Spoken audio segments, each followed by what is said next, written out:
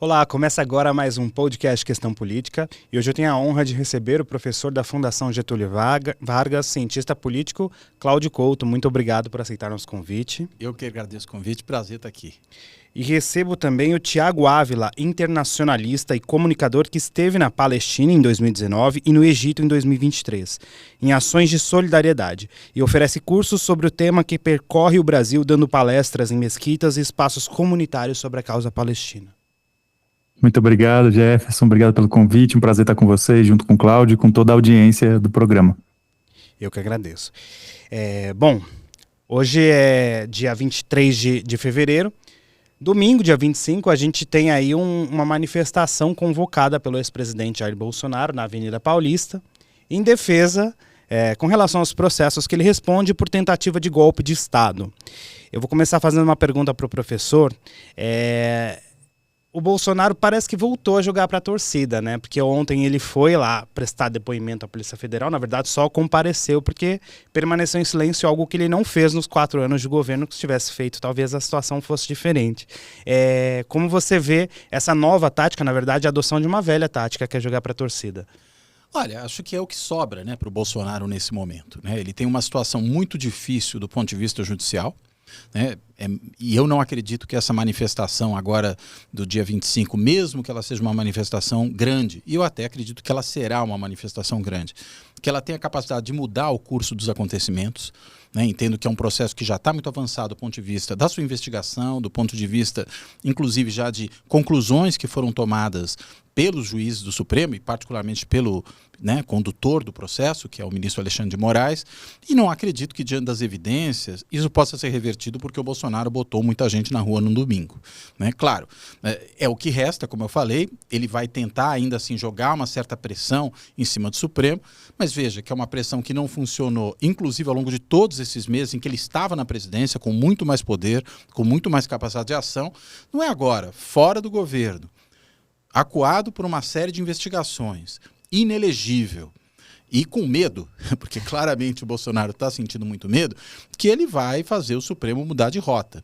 Mas é claro que isso pode garantir a ele, de alguma forma, transferir algum tipo de prestígio para outras figuras, né? Mostrar que há um movimento que está vivo, e esse movimento que está vivo pode ter herdeiros que não sejam pessoas comprometidas, né? Envolvidas com todos esses problemas que aconteceram até agora.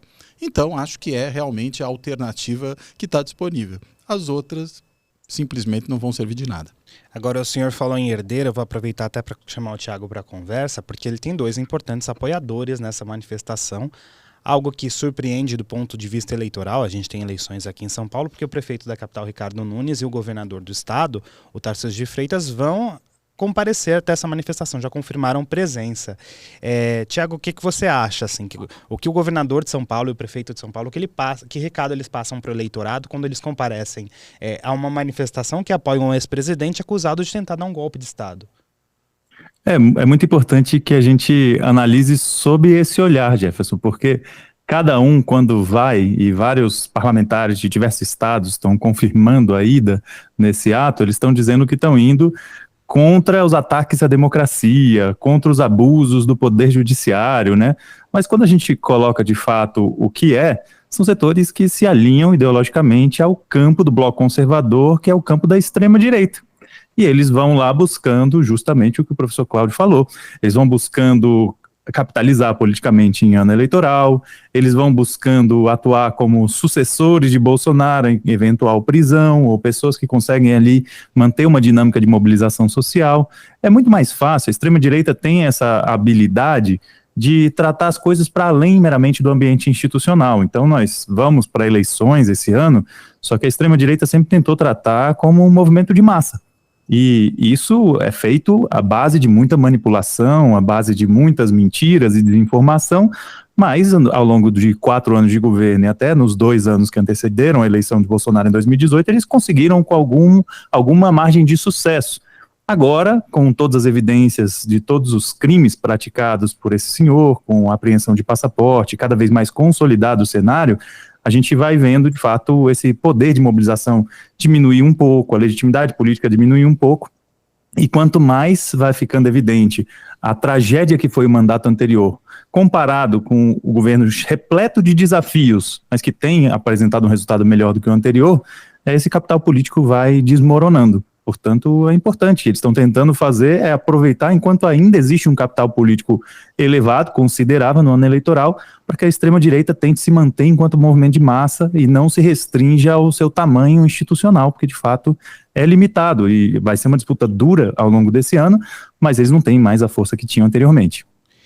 Agora, professor, ele falou que eles não têm mais a força que tinham anteriormente. Você acha que o avanço dessas investigações conseguiu adentrar no bolsonarismo? Você acha que ele perdeu a força de alguma forma com o público que é ligado a ele? E na sociedade como um todo, você acha que essas investigações arranharam a imagem de Jair Bolsonaro? Olha, eu acredito que arranharam, mas quando você pega pesquisa de opinião, né, e a avaliação que as pessoas fazem, por exemplo, de uma perspectiva eleitoral hoje, né, pesquisas recentes que mostram você votaria hoje no Bolsonaro, um número muito parecido com o que ele obteve na eleição passada, responde que sim.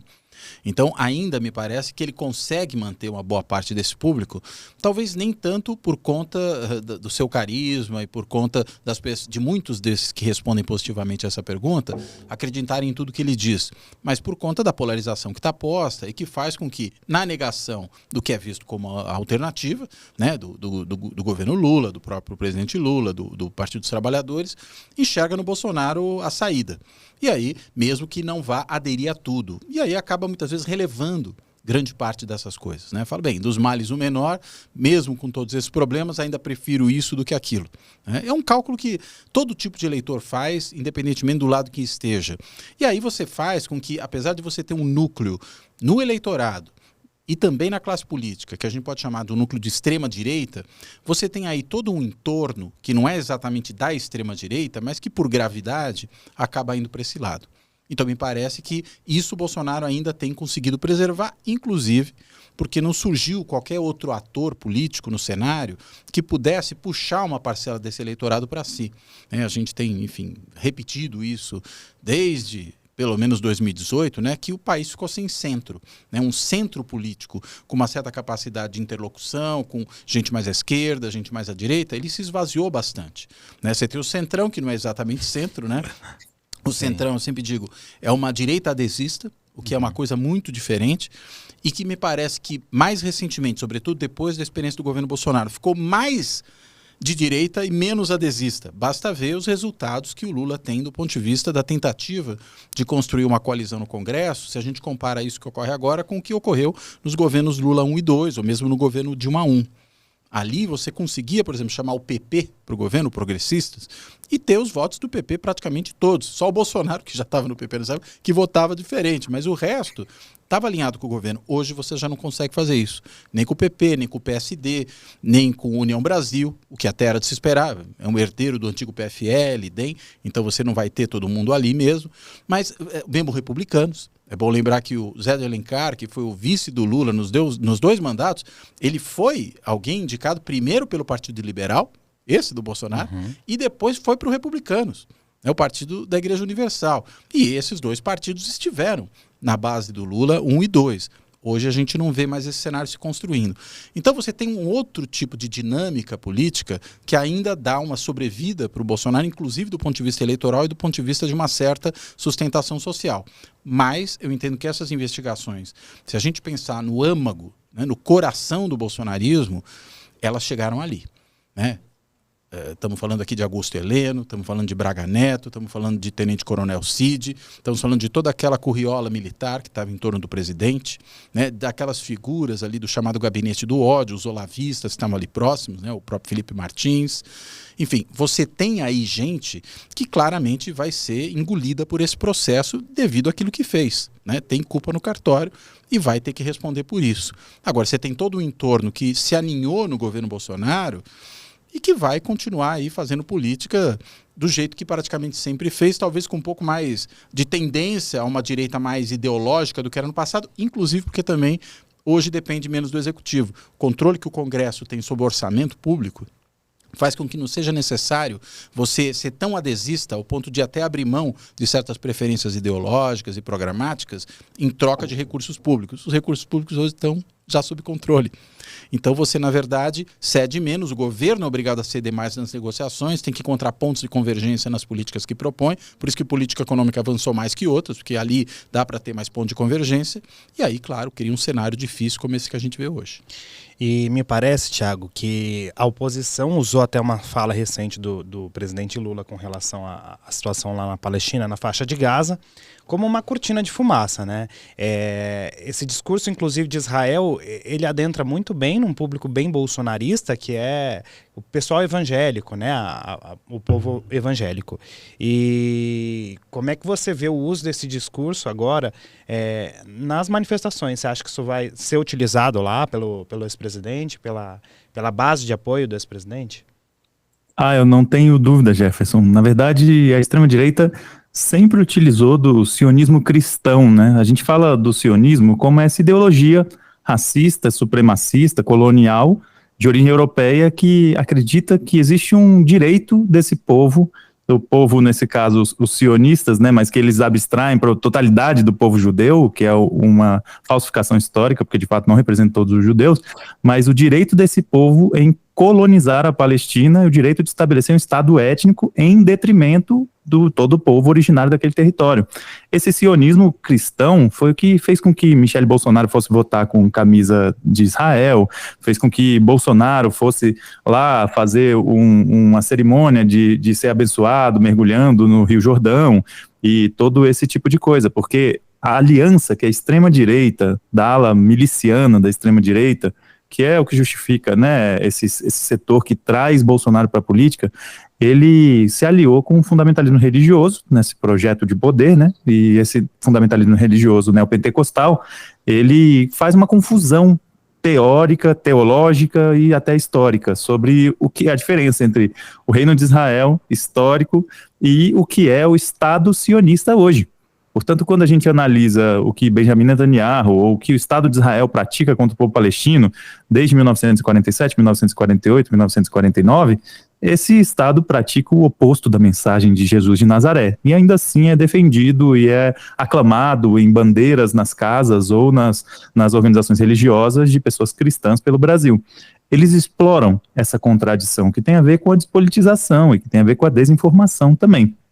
E quando o presidente Lula cita, na minha opinião, corretamente, que as violações que têm sido cometidas são equiparadas a outros processos de genocídio, a outros processos de grandes violações e crimes contra a humanidade, as pessoas vão utilizar isso com um discurso que o sionismo é muito habituado a fazer, de dizer que qualquer crítica que se faça ao Estado sionista, ou à liderança do Estado sionista, ao genocídio que tem acontecido contra o povo palestino há mais de 76 anos, mas mais intensificado nos últimos 140 dias, que qualquer crítica a isso seria uma prática de antissemitismo, sendo que, na verdade, o antissemitismo é um crime e é uma violação, uma discriminação racial contra o povo judeu, que é algo que qualquer pessoa digna, honesta, que busca um bom conviver em sociedade deve condenar, assim como outras discriminações raciais, outras formas de racismo.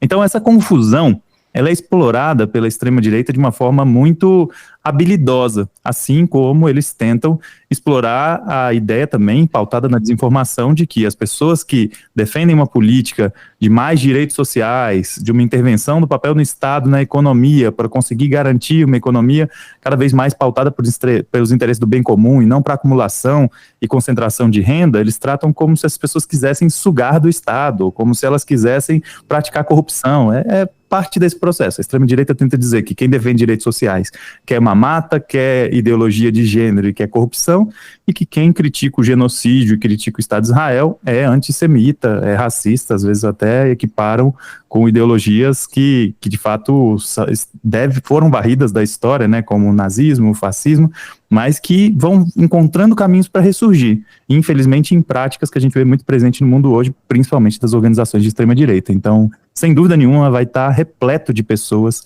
que defendem o sionismo cristão, essa aberração política racista e supremacista, a sua maneira brasileira também, e vão estar lá muitas com a bandeira de Israel, não tenho dúvida, e talvez, a depender do nível de abuso, de violação da Convenção de Viena, talvez esteja até o embaixador de Israel sem dúvida nenhuma terão representantes do lobby sionista no Brasil, que estão muito presentes a partir da CONIB, a partir do Instituto Brasil-Israel e organizações mais diretas, como a filial no Brasil da organização estadunidense Stand With Us e várias outras. Então, de fato, é uma aberração política que a gente vive no Brasil e que está muito conectado com a extrema-direita, sim. Agora, Tiago, você é uma pessoa que esteve lá na faixa de Gaza, esteve lá na Palestina. Como você pode descrever para a gente a situação que vive o povo palestino? É muito difícil a gente tratar do que vem acontecendo nos últimos 140 dias sem fazer essa contextualização histórica, né, Jefferson? Porque o povo palestino é originário daquele território, os cananeus foram viver naquela região há mais de 6.000 anos atrás, e os filisteus há mais de 4.000 anos atrás. E desde então, os povos vêm buscando as formas de boas convivências. Nos momentos em que aquele território esteve sob domínio, por exemplo, no reino de Israel, né, no reino de Davi, Salomão, e todas as suas variantes, ou no momento em que as cruzadas cristãs europeias exerceram domínio sobre aquela região, ou até no Império Romano, foram os momentos em que a diversidade religiosa não era respeitada lá. Em todos os demais momentos, em momentos em que o Islã foi dominante naquela região, muçulmanos, cristãos, judeus e pessoas de qualquer outra tradição e fé viviam em paz naquela região. Isso tudo muda quando, em 1917, o sionismo, que já vinha se articulando a partir da Europa, de euro-judeus, consegue o apoio mais formal do Império Britânico para praticar um processo de colonização naquela região, começa a adquirir terras, expulsar economicamente, criar suas milícias armadas e seus grupos terroristas. Em 1947 consegue, na ONU, a partição daquele território, ficando com a maioria, mas empreende uma guerra e genocídio e limpeza étnica que, no ano seguinte, em 49, já tem 78% do território. Em 67, ocupa a totalidade do território palestino na Guerra dos 6 Dias e mantém o estado de colonização e apartheid, como diz a Human Rights Watch, a Anistia Internacional e a própria ONU diz incessantemente, de relatórios desde 2017. Então a gente vai vendo que o povo palestino vinha vivendo um estrangulamento, principalmente a população de Gaza, que desde 2006 e 2007 vive sob cerco total, e até o momento em que o povo não aguenta. E todas as vezes que o povo palestino não aguentou e se rebelou, as respostas foram ainda piores, como essa desde outubro de 2023, em que em 140 dias já assassinaram mais de 29.000 pessoas, entre elas já quase 14.000 crianças. Na Cisjordânia mesmo, onde não existe as justificativas que eles sempre colocam do Hamas e outras coisas, mesmo assim já foram assassinadas mais de 400 pessoas, mais de 100 crianças entre elas. E, além disso, os ataques ao sul do Líbano, os ataques à Síria, os ataques ao Iêmen, os ataques a setores e áreas do Iraque. Então, a gente está falando, de fato, de um projeto colonial, expansionista, guerreirista, onde a extrema-direita de Netanyahu está, de fato, disposta a promover uma solução final para o povo palestino. A gente está falando de mais de 10.000 pessoas sob os escombros nesse momento, pessoas morrendo de fome, de sede, todas as violações contra trabalhadores médicos, mais trabalhadores da ONU assassinados que em qualquer outra confrontação militar, mais de 130 jornalistas assassinados. Então a gente está vendo a barbárie total que, de fato, envergonha a humanidade. E as pessoas, nesse momento, é difícil por conta da disputa hegemônica e o poder de pressão que os Estados Unidos, que a União Europeia e que Israel possuem no mundo, mas daqui a pouco tempo, quando essa pressão diminuir, como ela diminuiu na África do Sul, a gente vai ver as pessoas se envergonhando das posições que tiveram de silenciar diante do grande genocídio da nossa época, um genocídio transmitido ao vivo pelas redes sociais. Professor, quem apoia Israel, né, justifica essa ação com relação ao trabalho terrorista exercido pelo Hamas. E até criticaram a fala do Lula com relação à comparação com o Holocausto, né? Mas esse processo de higienização de um povo não se assemelha ao que aconteceu no Holocausto de alguma forma? Eu acho que se assemelha na medida em que nos dois casos você tem genocídios, né? Embora me pareça que há uma diferença que historicamente é importante estabelecer entre as motivações desses genocídios, né? No caso do genocídio dos judeus pelos nazistas, o que a gente tinha era a eliminação física dos judeus da face da terra como propósito final. Essa era a finalidade da ação, da solução final que foi definida ali pelo Hitler e, né, pelos seus colegas de partido e de governo. No caso de Israel, acho que desde 47, 48, né, como o Tiago muito bem colocou, a gente tem um outro processo, que eu entendo que o objetivo final, a finalidade não é exatamente a eliminação física dos palestinos da face da terra, é a conquista de todo o território, a expansão, né, a apropriação desse território. Para quê? A eliminação dos palestinos é só um detalhe que está no meio, né? Ou seja, a ideia de que você tem uma finalidade e se os meios forem necessariamente os meios de eliminação física da população palestina, que se faça. Né? Então eu acho que tem uma diferença e tem um cinismo nesse segundo caso brutal, né, evidentemente, e uma hipocrisia muito grande que sempre acaba ocultando esse método, né, de extermínio como forma de atingir a conquista territorial, de limpeza étnica, né, se a gente pegar o trabalho importante do Ilan Pappé, né, que é um israelense, um pesquisador judeu que nos arquivos do próprio Estado de Israel mostra o processo de limpeza étnica que se produziu ali ao longo de todas essas décadas. O que a gente vê na realidade é, para essa limpeza étnica, usar como justificativa uma autodefesa. A gente está vendo isso agora de forma explícita. Não, Israel tem o direito de se defender. Bem, qualquer Estado tem o direito de se defender.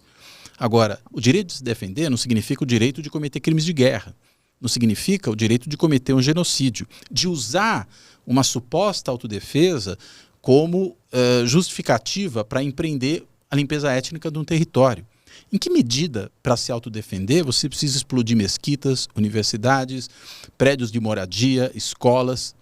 Não há nenhum propósito nisso, do ponto de vista da autodefesa. Só há propósito se você quer, na realidade, tornar aquele território terra arrasada, o tornar inabitável para aquela população que estava ali e obrigar essa população a ir para algum outro lugar, como, aliás, já foi verbalizado por muitos dos membros do governo Netanyahu, né, mandá-los para o meio do deserto do Sinai, que, aliás, é território egípcio, né? Não é território israelense, por exemplo. A gente quer mudar eles de um lugar para o outro. Nem isso é. É expulsá-los todos daquele território para transformar aquele território num, para usar uma frase num sentido inverso ao que normalmente se usa, um Israel do rio ao mar. Né? É isso que, na realidade, está se pretendendo ali.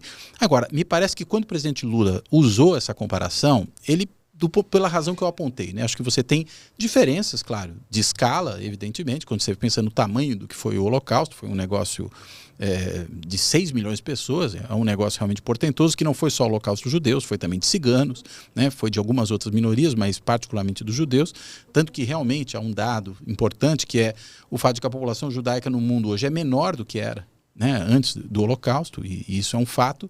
Agora, veja, você tem essa escala, mas você tem o problema que eu apontei da finalidade. A finalidade era o extermínio dos judeus da face da terra. A gente não tem isso aqui agora, embora isso seja um método que acaba se utilizando.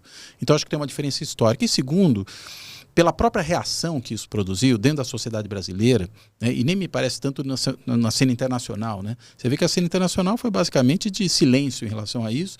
Quando muito, o Antony Blinken, que veio ao Brasil, né, secretário de Estado americano, ao ser perguntado sobre essa questão, falou que tinha divergências, mas que companheiros, colegas que contribuem um com o outro, divergem, isso é normal. Ou seja, deu uma diminuída no tamanho da crise em comparação àquilo que ela adquiriu internamente, brutal. Né? Agora, me parece que foi estrategicamente um equívoco. Por quê? Porque acabou produzindo todo esse espaço, deu mais um discurso para a extrema-direita, e permitiu que a Carla Zambelli saísse por aí catando assinaturas por um processo de impeachment, que a gente sabe que não vai prosperar, mas que, de qualquer maneira, produz um ruído, vai ser utilizado nos discursos certamente do dia 25 de fevereiro. Ou seja, não foi producente, eu entendo. Acho que o governo vinha muito bem ao se associar à África do Sul, né, no caso que foi levado à Corte Internacional de Justiça. Me parece que o presidente vinha muito bem quando apontava, inclusive no discurso anterior, que Israel parece se colocar sempre acima das leis internacionais. Ou seja, é um país que nunca precisa cumprir a lei internacional e fica tudo por isso mesmo. Acho que ele vinha numa dosagem muito adequada. Ele mesmo já havia usado a palavra genocídio antes, mas quando ele fez essa comparação, ele abriu um flanco. Né? E acho que, ao abrir esse flanco, não foi politicamente produtivo. Agora, Tiago, me parece que essa aderência nas grandes massas também tem muito a ver com o papel da mídia, né? Porque a gente vê, Tiago, professor, aqui no Brasil, depois dessa declaração do Lula, os jornais dedicaram muitos minutos dos seus telejornais, defendendo a situação do Estado de Israel, né? E não deu nem voz sequer ao povo palestino. É muito importante isso, Jefferson, porque isso retrata um comportamento padrão da grande imprensa em relação a Israel ao longo da história. A gente sabe que o lobby sionista, né, que não é algo abstrato, não é uma teoria da conspiração, e sim organizações políticas, organizações sociais, ONGs, financiadas pelo governo israelense diretamente, que exercem esse poder de pressão, né? colaborando a partir, por exemplo, de organizações como a AIPAC, financiando campanhas políticas nos Estados Unidos. Aqui a gente vê muito fortemente a partir da CONIB, a partir da Stand With Us, do Instituto Brasil Israel e vários outros. Essas organizações conseguem pautar muito da grande imprensa, tanto porque grandes setores da grande imprensa têm uma concepção ideológica sionista também, e capitalista, e pró-imperialismo. Então foram as organizações de comunicação que em 2003 falavam que no Iraque tinham armas de destruição em massa e, portanto, aquela invasão era necessária dos Estados Unidos, né? E que depois, na hora de se desculpar pela mentira histórica, colocaram lá no caderno B, lá atrás, ou então falaram muito rapidamente sobre a obviedade de que não existiam armas de destruição em massa no Iraque, que aquilo ali era uma justificativa para a invasão. A mesma coisa fazem com Israel. Defendem Israel do início ao fim.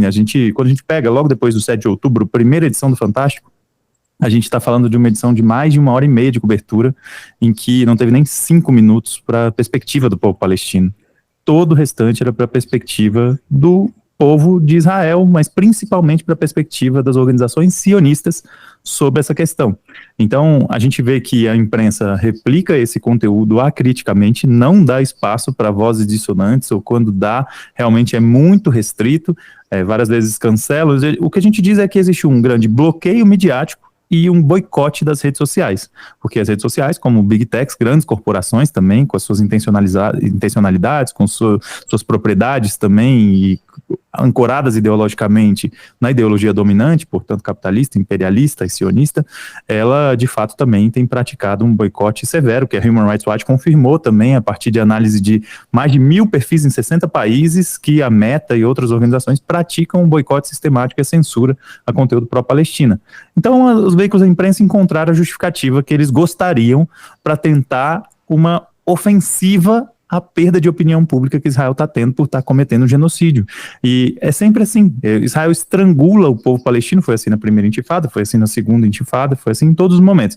Israel estrangula o povo palestino, provoca, até que o povo palestino reage, e essa reação é tratada como uma grande agressão, e que Israel, portanto, precisa se defender.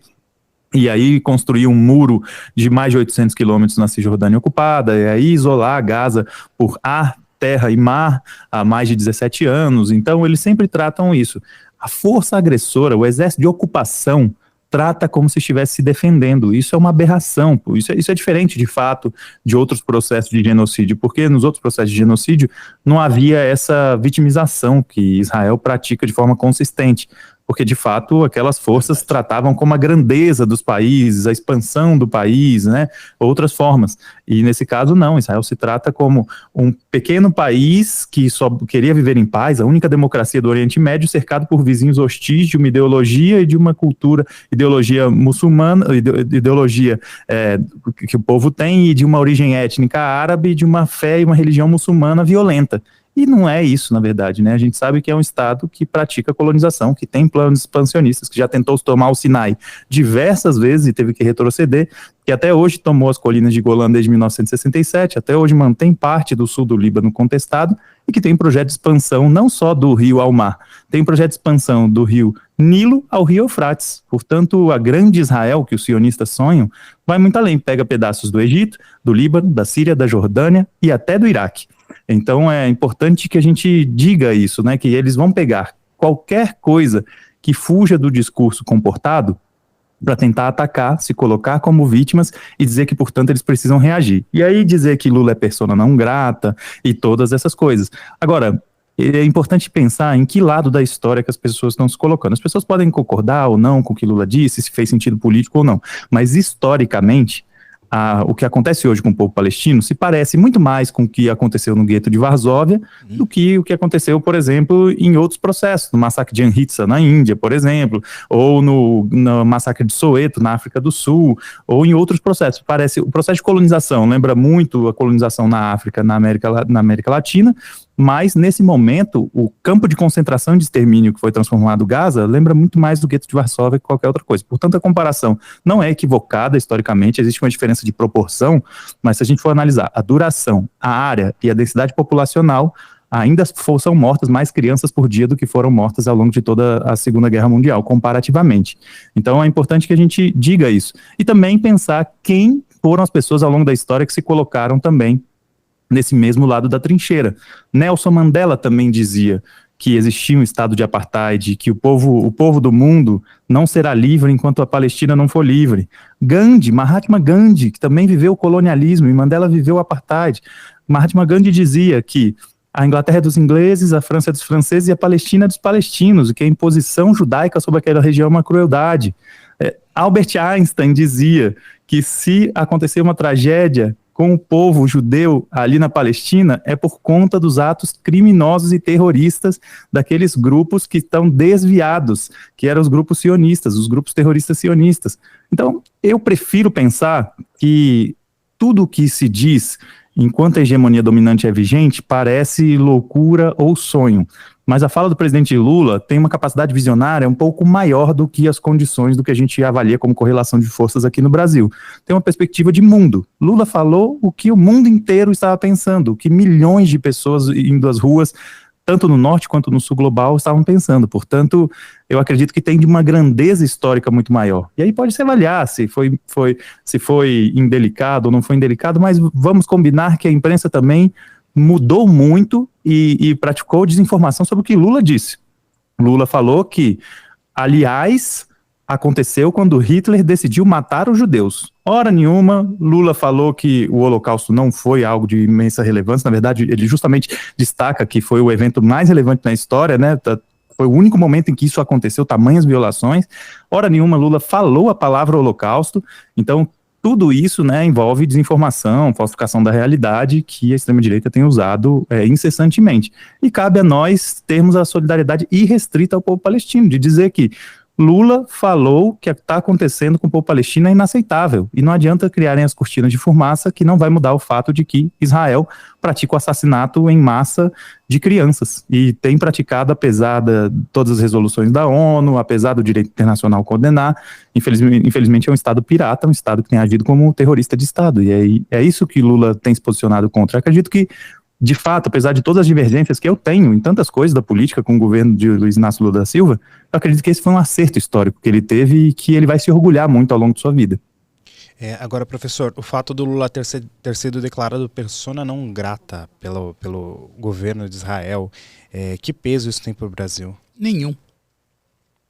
É irrelevante isso para o Brasil. Ou seja, porque a grande mídia trata como uma crise diplomática sem precedentes. Veja, né? É uma crise diplomática entre dois países. Agora, o que o Brasil perde quando o presidente é declarado persona não grata? Não vejo nenhuma perda significativa. É só uma demonstração de hostilidade do Estado de Israel. Lembrando que o presidente da Turquia, o Erdogan, há um tempo atrás, agora já no curso dessa ofensiva israelense em Gaza, ele falou exatamente a mesma coisa. Ele, aliás, foi mais claro. Ele falou que ali se repetiu o Holocausto. E o presidente turco não foi declarado, melhor dizendo, persona não grata em Israel. Por que será? Talvez porque esteja muito mais próximo.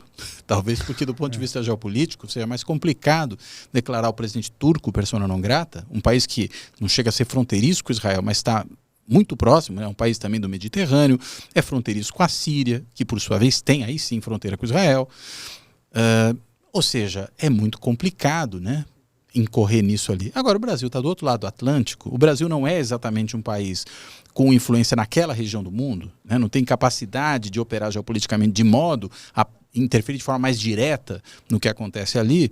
E aí é mais cômodo e conveniente, inclusive porque para o Netanyahu e seu governo dentro do país, aquilo cria uma cortina de fumaça, você cria um inimigo externo, você produz aquele teatro que foi a condução do embaixador brasileiro em Israel até o Museu do Holocausto, como se ele não soubesse do que se tratava, né, tratado como um idiota, né, num cenário todo ele já montado para essa humilhação e, veja, de antemão, né, até uma coisa que até alguns jornalistas brasileiros chamaram a atenção, que o chanceler israelense usava ali um microfone de lapela, ele já foi preparado para produzir aquela cena. Né? Agora, persona não grata, será que Lula iria a Israel? Isso vai mudar alguma coisa? Né? Qual é o tamanho do comércio entre Brasil e Israel? É ínfimo. Tem uma parte de defesa, mas há outros lugares que podem fornecer equipamentos de defesa para o Brasil, não só Israel. Então, eu acho que na realidade é muito carnaval. É uma crise diplomática, repito, você pode ter, por exemplo, o rompimento das relações diplomáticas entre os países se a coisa avançar além desse ponto, né? O presidente brasileiro já chamou de volta o embaixador, Israel poderia eventualmente chamar o seu embaixador, que por sua vez corre risco de ser expulso do país a depender do que fizer nos próximos dias. Então, ser persona não grata, enfim, é só uma demonstração, digamos, de grosseria, além de tudo, diplomática, do atual governo israelense. Agora, professor, voltando aqui para o Brasil um pouco, porque o Bolsonaro deve utilizar isso nas manifestações de domingo, qual o tamanho da influência de Bolsonaro hoje no eleitorado brasileiro? E você acha que, a depender do que ele falar, das declarações que ele fizer nessa manifestação, pode vir aí um pedido de prisão preventiva? Pode, sem dúvida nenhuma. Bolsonaro é covarde, né? Eu não acredito que neste cenário... Ele é covarde, mas ele, embora seja um indivíduo tosco, grosseiro, ele não é idiota, né? Acho muito pouco provável que ele cometa a imprudência, né, no dia 25 de fevereiro, de falar algo que pudesse justificar a sua prisão, né? Como, por exemplo, ser um incitador de um ataque às instituições, ou de um ataque a autoridades que ocupam funções institucionais. Ele já até pediu, né, para não levarem cartazes. Pediu, inclusive porque ele não quer, ele quer, vamos dizer, mostrar que não foi ele que falou para fazerem eventualmente certas coisas. Pode ser só uma tentativa que o Bolsonaro sempre faz de jogar a responsabilidade nas costas dos outros. Aliás, fez até isso agora com o general Augusto Heleno, né? Que a gente viu naquele vídeo, né, que falou que ia infiltrar espiões da BIM nas campanhas adversárias. O Bolsonaro cortou no meio do caminho, mas aquilo está registrado. O mesmo Augusto Heleno que falou, aliás, que era preciso investir contra pessoas e instituições, falou claramente isso, sem nenhum tipo de subterfúgio, algum tipo de linguagem cifrada, falou explicitamente isso. E o presidente Bolsonaro falou, olha, se o Augusto Heleno quer fazer alguma coisa, fez alguma coisa lá na BIM, eu não tenho nada a ver com isso, problema dele. Ele sempre rifa, né, os seus aliados quando eles se tornam de alguma forma inconvenientes. Então, de alguma maneira, me parece estar agindo assim também agora. Ele quer que todos venham em sua defesa, mas vai procurar se preservar. Agora, pode ser que ele, ao subir no palco, ao se empolgar, ele solte alguma declaração estúpida que possa lhe comprometer? Pode acontecer. Eu sou um pouco cético quanto a isso acontecer, porque realmente acho que ele está amedrontado e vai ter cautela com relação a isso. Bolsonaro tem dois tipos, né? Aquele que morde, aquele que assopra, né? O Bolsonaro, a gente viu várias vezes ao longo da sua carreira, veja, antes mesmo de chegar à presidência, ele vai lá, comete uma ofensiva, ultraja todo mundo, na hora que ele percebe que aquilo tem consequências para ele, ou pode ter, ele recua, se faz de bonzinho, diz que não foi bem compreendido, que não é bem assim, que está exercendo sua liberdade de expressão eventualmente. Jogando dentro das 4 linhas da Constituição. Das 4 linhas, né? Seja lá o que isso queira dizer, né? E aí ele recua. Eu acho que ele está no momento do recuo aqui, é um recuo peculiar, né? Porque é um recuo quando ele chama uma convocação, mas é uma convocação defensiva, diferente daquelas, por exemplo, dos 2 7 de setembro, quando foram convocações ofensivas, em que ali o que ele pretendia era produzir um ataque às instituições. Diz que não obedeceria a ordens mais de Alexandre de Moraes. Isso, né? Chamou Alexandre de Moraes de canalha, falou para Alexandre de Moraes pegar suas coisas e ir embora do Supremo. Veja que loucura. Não acredito que ele vai fazer nada disso dessa vez. Acho que ele vai estar um pouco mais na defensiva, um pouco mais se colocando como vítima, pura e simplesmente, do que ele vai tentar vender como uma perseguição injusta, algo do tipo. Agora, Thiago, que potencial você acha que tenha uma eventual prisão do ex-presidente Jair Bolsonaro para geração de um novo caos institucional no país, para geração de um novo caos das pessoas irem às ruas e talvez se repetir até o que se repetiu lá em 8 de janeiro em Brasília? É importante a gente pensar isso, né, Jefferson? Não só aqui, mas em todos os lugares em que a extrema-direita conseguiu se estabelecer enquanto força social e com força eleitoral também, com todos os métodos que a gente sabe bem, né, a história da Cambridge Analytica, todo o processo de Big Data com desinformação e todos esses sequestros de dados em massa que eles cometeram, né, que de fato conseguiram hackear democracias limitadas, liberais, né, esse processo em todos os países, ele leva eventualmente a esse dilema. A gente deve enfrentar, a gente deve tentar ignorar essa presença incômoda, o que a gente deve fazer? Eu acredito que o bolsonarismo, enquanto essa expressão odiosa da extrema-direita, ela precisa ser enfrentada em todas as suas ações, em todas as suas frentes, nas redes, nas ruas, em todos os lugares. Portanto, a prisão do Bolsonaro é algo necessário. E a gente pode avaliar que, de fato, todo o processo de consequência disso seria danoso, porque traria um acirramento. O problema é que a avaliação que eu tenho da sociedade brasileira hoje já é de uma sociedade profundamente acirrada, de conflitos de classe profundamente acirrados, de um abismo social entre ricos e pobres, e que, portanto, se a gente fica tentando manter uma normalidade, um status quo que não beneficia a maior parte do nosso povo trabalhador, que passa 4 horas no ônibus para ir trabalhar, 2 horas na ida, 2 horas na volta, que trabalha, quanto mais trabalha, mais vai vendo que não consegue se manter, que seus filhos não têm perspectiva de futuro que eles tiveram já tão limitada.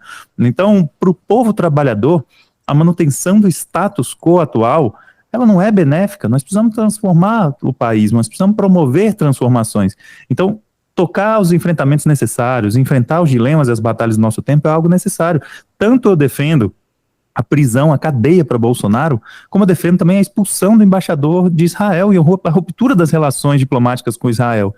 Eu acredito que a gente defender o status quo atual, a gente teria que estar numa posição de conforto duvidosa, porque o desastre ambiental planetário está aí, o acirramento dos conflitos mundiais está cada vez maior, onde Estados Unidos e OTAN têm colocado cada vez mais o risco do mundo entrar num processo de conflagração, talvez sem retorno. Então, o status quo atual é um status de barbárie, destruição e, de fato, que pode levar ao fim do que a gente conhece como a vida na Terra. Então, eu acredito que nós precisamos agir, nós não podemos ficar passivamente vendo a história passar. E a extrema-direita precisa ser derrotada de todas as suas formas. Nesse momento, tem que sim prender a maior liderança da extrema-direita no Brasil, que foi responsável por todas aquelas mortes na pandemia, que foi responsável pela estruturação e a consolidação das milícias, desse paramilitarismo no Brasil, que foi responsável por tanto processo de corrupção, que foi responsável por tantos ataques e deterioração da já tão limitada democracia liberal burguesa.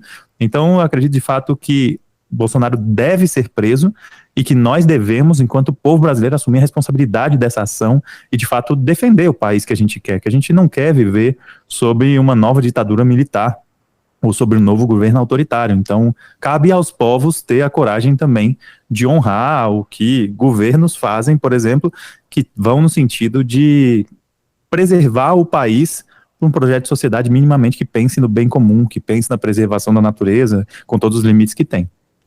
Agora, professor, você acha que a democracia brasileira sai fortalecida de todo esse processo?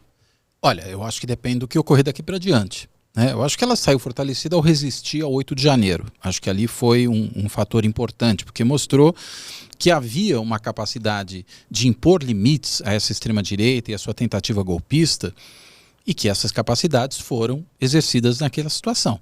Então, acho que, desse ponto de vista, ela saiu fortalecida.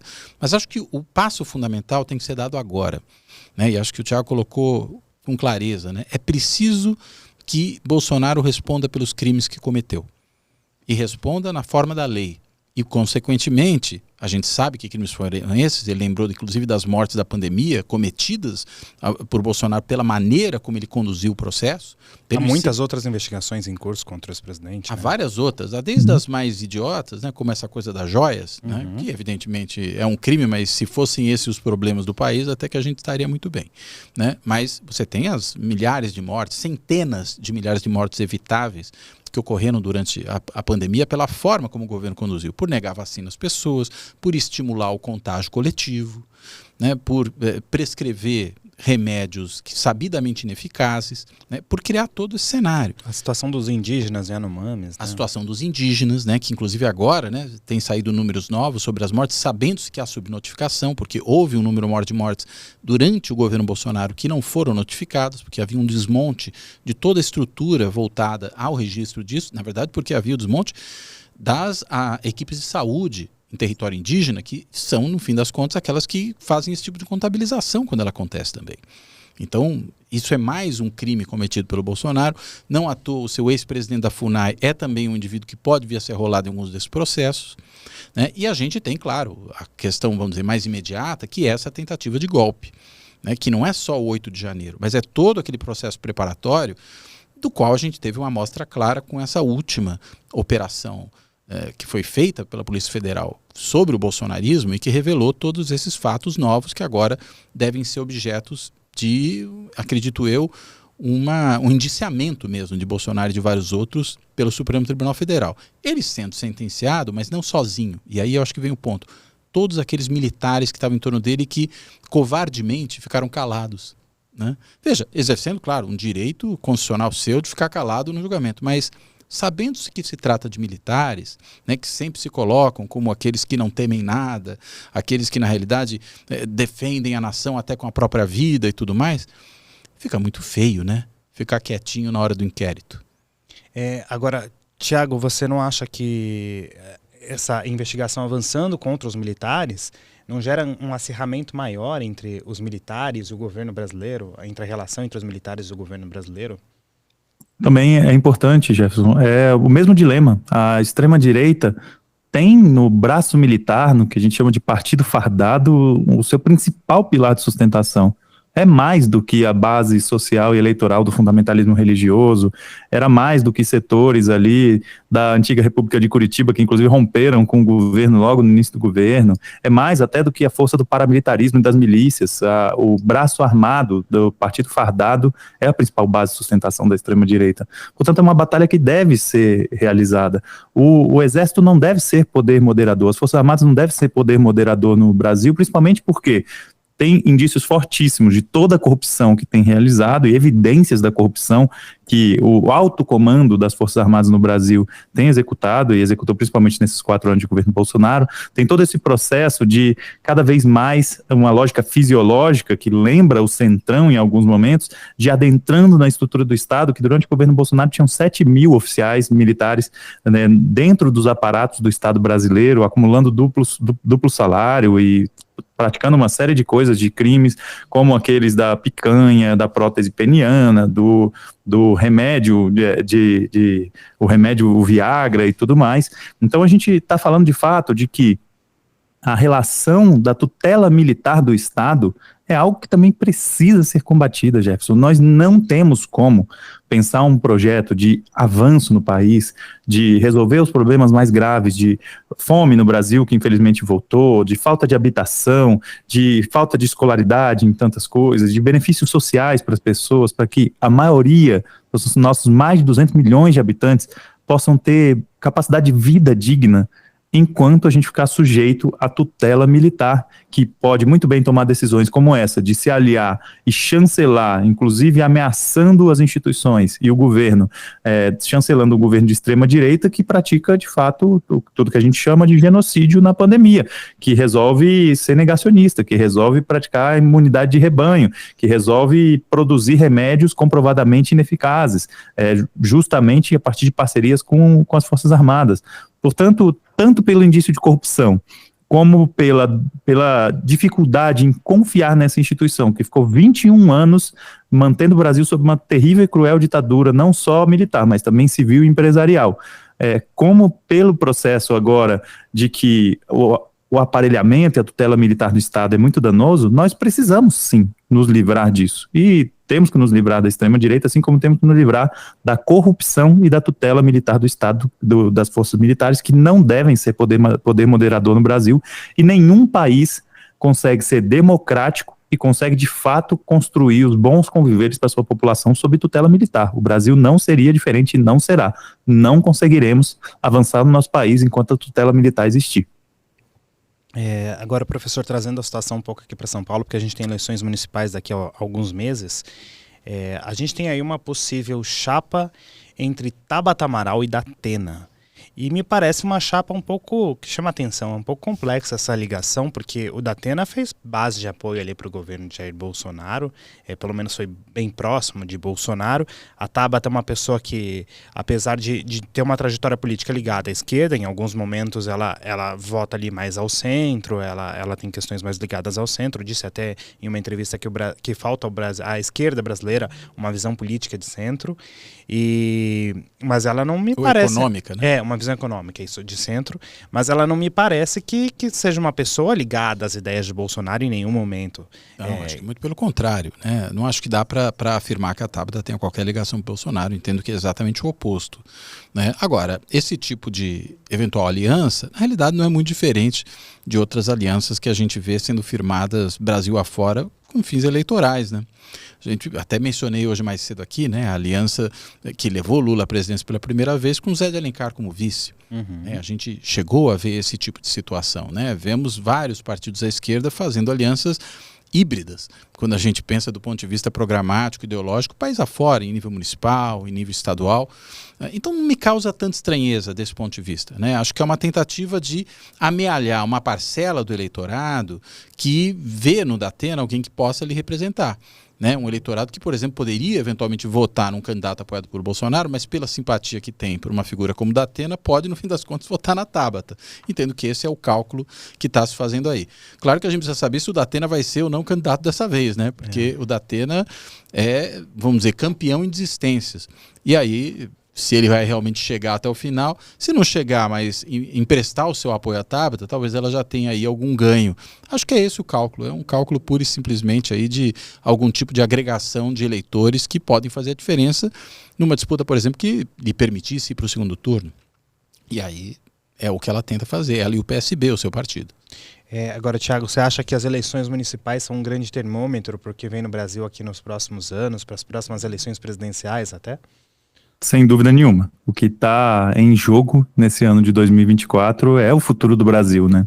Enquanto as eleições de 2020 eram um termômetro, quase um referendo do que o povo estava achando do bolsonarismo, nesse momento tem complexidades a mais, né? Toda a limitação de governo de conciliação, mas também toda essa sombra da possibilidade de retorno da força do fascismo mesmo e da extrema-direita no Brasil, trazem complexidades maiores, né? A gente vê essas frentes amplas que acontecem em setores da esquerda moderada, com setores da centro-direita, da direita liberal, mas a gente também vê setores da direita liberal se alinhando com a extrema-direita. Eu sempre faço essa divisão, Jefferson, de que no Brasil a gente tem dois blocos, que é o bloco progressista e o bloco conservador, na política institucional, né? É mais complexo que isso na vida real, material, cotidiana.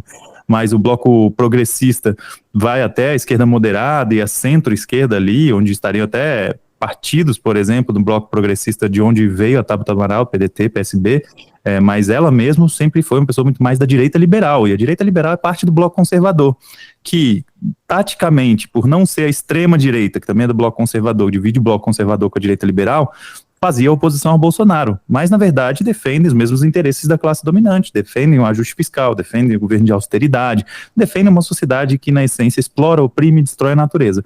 Portanto, é até uma aliança mais natural da direita liberal com a extrema-direita do que com o campo progressista.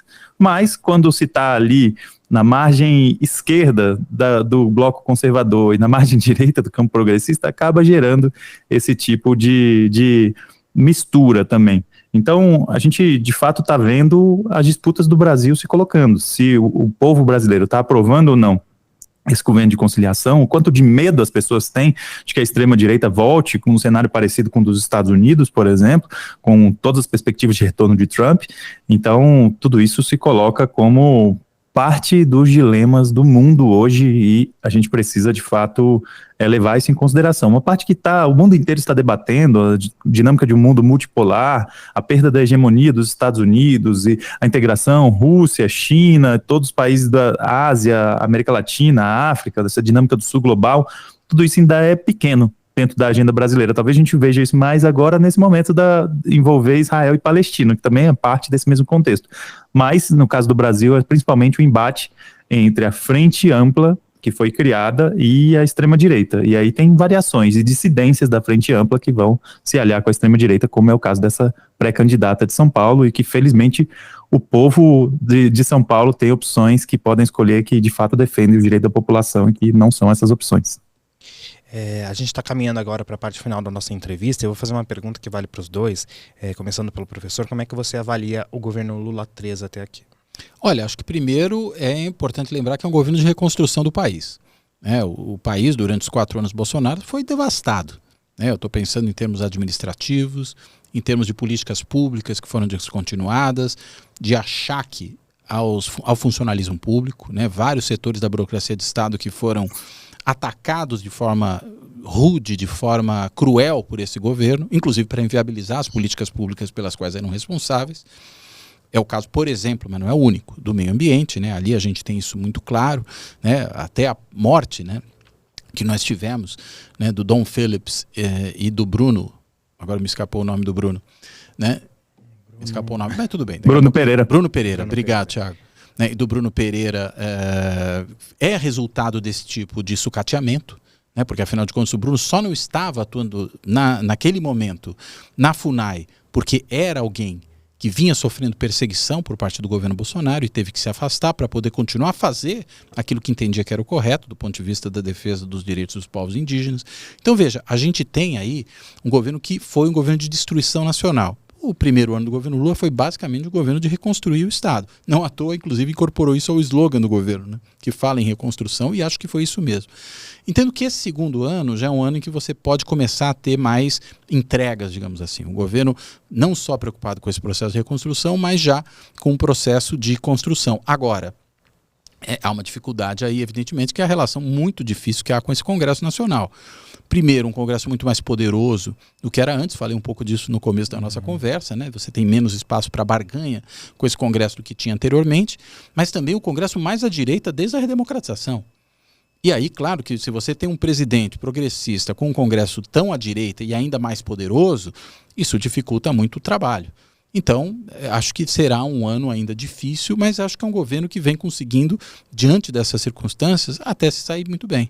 Acho que vem conseguindo resolver uma série de problemas que o país enfrenta. A gente já tem aí uma certa melhora da atividade econômica, a gente tem uma retomada de políticas sociais, né? A gente tem uma reorganização da política de saúde, né? A volta, por exemplo, das campanhas de vacinação, né? A gente já tem aí medidas que vêm sendo tomadas na área de educação.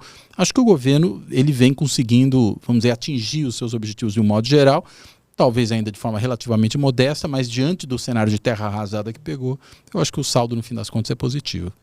E você, Thiago, como é que vê esse terceiro mandato? Desculpa, só uma coisa. E a política internacional, né, que também viramos pares e agora ela começa também a ser reconstruída. Eu queria começar por onde vocês concluíram.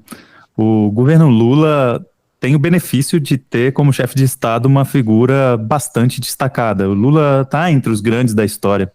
E em momentos em que ele aceita essa vocação de grandeza que ele tem e que ele age em relação a isso, a gente vê grandes coisas acontecendo. Então, o Lula tem cumprido um papel importante em relação aos BRICS, essa ampliação dos BRICS, todo esse processo também de defesa do povo palestino, né, a tal política internacional ativa e altiva, né, isso tem voltado a se reconstruir depois de 4 anos de vergonha e de destruição, sem contar os 2 anos anteriores do golpe de Michel Temer, né. A gente está falando de um governo de conciliação que coloca no seu slogan a questão da reconstrução justamente para identificar os limites que tem, né? A gente tem dentro da base do próprio governo, não só dos partidos agregados a ele, mas dentro do próprio partido de governo, a gente tem diferentes projetos, né? A gente vê projetos neoliberais, por exemplo, como o projeto que a gente vê sendo tocado por Haddad e outras pessoas, e a gente vê setores que têm suas referências nas pautas da classe trabalhadora de forma mais intransigente. E a gente vê setores que foram trazidos nesse processo de composição dessa frente ampla, que são setores que têm essa tarefa de dar um rumo ideológico, de garantir avanços sociais importantes, políticos também na própria simbologia, mas não só uma representatividade simbólica, mas substantiva também. A gente vê o papel da Sônia Guajajara, a gente vê o papel de Aniele Franco, de Silvio Almeida, de tantas outras pessoas, né? Agora, os limites de um governo de conciliação, eles são evidentes, né? A gente sabe a situação difícil, é como se o governo tivesse eternamente com uma espada de Damocles sobre a cabeça de que se esticar a corda demais, essa espada desce e acontecem novas rupturas institucionais e, enfim, descartam esse governo, como fizeram com o governo de Dilma Rousseff, e, ao mesmo tempo, se o governo não fizer e não ousar, o que acontece é que o governo vai perdendo força social, vai perdendo credibilidade com a própria base que o elegeu, e na desmoralização e na desmobilização desses setores, quem vence são setores do bloco conservador. Então, esse dilema ele acontece em todos os países que exercem governos de conciliação. E a tendência, infelizmente, a maioria desses países acabam sendo eventualmente derrotados pelos setores conservadores. Quando o nível de desmoralização aumenta muito porque teve que ceder cada vez mais para manter a sua política de conciliação e até o momento em que foi derrotado sem ter capacidade sequer de mobilizar os movimentos sociais. Muito do que a gente viu acontecer em 2016. Eu acredito, Jefferson e professor Cláudio, que a gente tem uma saída e um vizinho nosso tem apontado um caminho melhor do que a aposta do governo atual, que é uma aposta de trazer para o jogo político um elemento que no Brasil não é tratado com o protagonismo que deveria, que é a mobilização popular.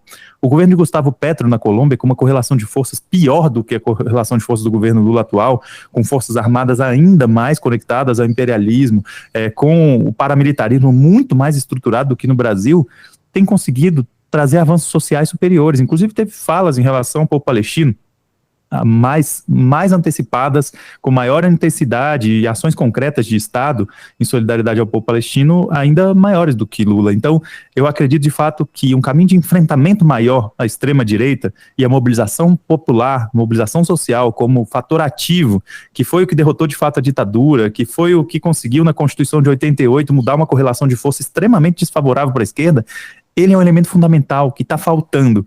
E que, se a gente seguir num governo em que aposta na conciliação e não aposta na mobilização, a tendência me preocupa, porque a tendência é uma derrota.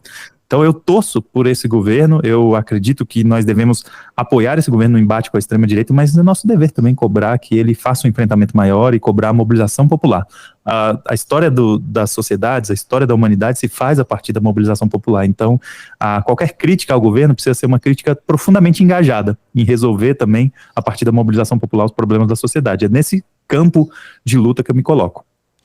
Conversa boa, passa rápido, né? O nosso tempo acabou. Gostaria de agradecer demais ao professor Cláudio Couto, da Fundação Getúlio Vargas, e ao internacionalista Tiago Ávila. Agora eu vou dar um espaço para vocês se despedirem. Muito obrigado por aceitar nosso convite, professor. Eu que agradeço, Jefferson. Obrigado pela ótima conversa com você, com o Tiago. Prazer conhecer o Tiago aqui e estou sempre à disposição. Acho que foi uma conversa produtiva, uma conversa interessante, faz a gente pensar sobre uma série de temas e espero que quem acompanhar aqui a nossa conversa também se veja motivado a pensar sobre eles. Muito obrigado, Tiago. Inclusive, fica aqui o convite para vocês dois para a gente fazer uma segunda rodada dessa conversa. Com prazer. Muito legal. Jefferson, agradeço muito pelo convite, um prazer estar aqui na questão política, queria agradecer também a toda a comunidade, ao professor Cláudio Couto também, é um prazer estar conversando com vocês sobre isso. A política não pode ser aquela coisa fria, ela tem que ser, de fato, uma participação cada vez mais ativa, porque é o nosso futuro, gente, que está em jogo aqui. Então, para mim é um prazer estar conversando com vocês sobre isso, de fato uma conversa boa, que passou rápido, que eu acredito que serve de referência para muita gente decifrar o que está acontecendo nesse mundo hoje, que mundo é esse que a gente vive, e eu fico muito feliz, eu vou ter o maior prazer em voltar e estar aqui com vocês, e tamo junto, gente, vamos transformar esse mundo. É isso aí, tamo junto. A você que nos acompanhou até agora, muito obrigado. Não se esqueça de se inscrever nas nossas redes sociais e até o próximo Questão Política. Foi. Tiago, muito obrigado.